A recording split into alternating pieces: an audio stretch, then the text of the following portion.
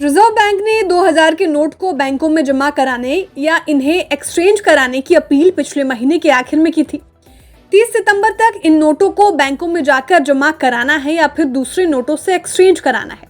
इससे बैंकों के पास नकदी का ढेर लग गया है।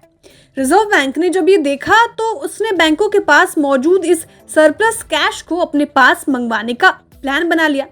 अब बैंकों ने रिजर्व बैंक की इस चाल को फेल कर दिया है।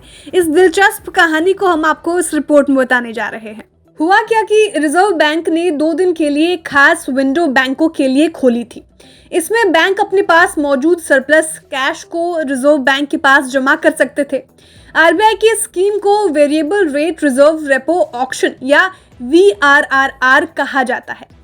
रिजर्व बैंक ने स्कीम के तहत बैंकों के सरप्लस में से 75,000 करोड़ रुपए लेने का प्रस्ताव रखा था। अब बैंकों ने आरबीआई की इस प्लान पर पानी फेर दिया है और महज 1,850 करोड़ रुपए ही रिजर्व बैंक के पास जमा कराए हैं। लेकिन इसकी वजह क्या थी कि बैंकों ने रिजर्व बैंक के पास अपना पैसा नहीं जमा कराया?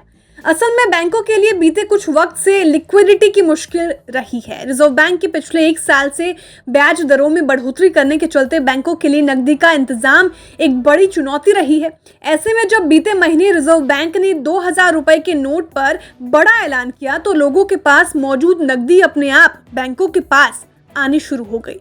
बिना मेहनत बैंकों को तगड़े डिपॉजिट्स हाथ आ गए।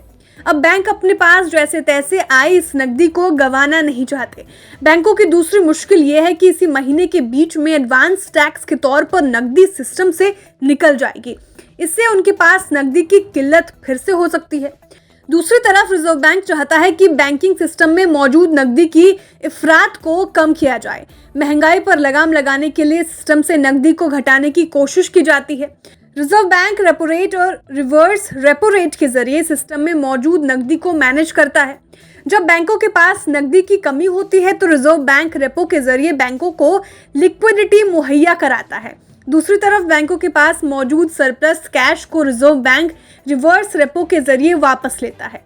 सोमवार और मंगलवार को बैंकिंग सिस्टम में सरप्लस नकदी बढ़कर 2 लाख करोड़ रुपए के पार चली गई। सोमवार को ये सरप्लस कैश 2,26,000 करोड़ रुपए था, जबकि मंगलवार को ये 2,11,000 करोड़ रुपए के लेवल पर पहुंच गया था।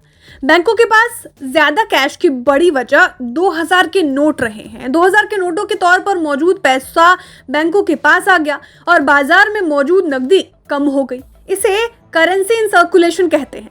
आरबीआई के हालिया आंकड़े बताते हैं कि 2 जून को करेंसी इन सर्कुलेशन 34,14,000 करोड़ रुपए था। एक हफ्ते पहले के मुकाबले इसमें 27,277 करोड़ रुपए की गिरावट आई थी। अंदाजा है कि पैसा 2000 के नोटों के रूप में बैंकों में वापस आया है।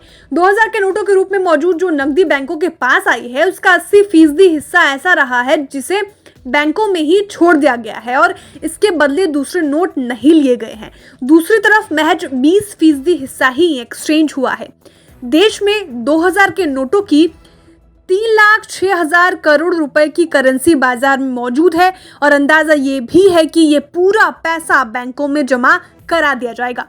जाहिर है अगर 20% हिस्सा एक्सचेंज भी करा लिया जाए तो भी बैंकों के पास करीब 2,88,000 करोड़ रुपए की लिक्विडिटी आ जाएगी। बैंकों के लिए बड़ी राहत की चीज है और इसी वजह से बैंकों ने रिजर्व बैंक के VRRR प्लान को ढींगा दिखा दिया है। ब्यूरो रिपोर्ट, बिस्तर।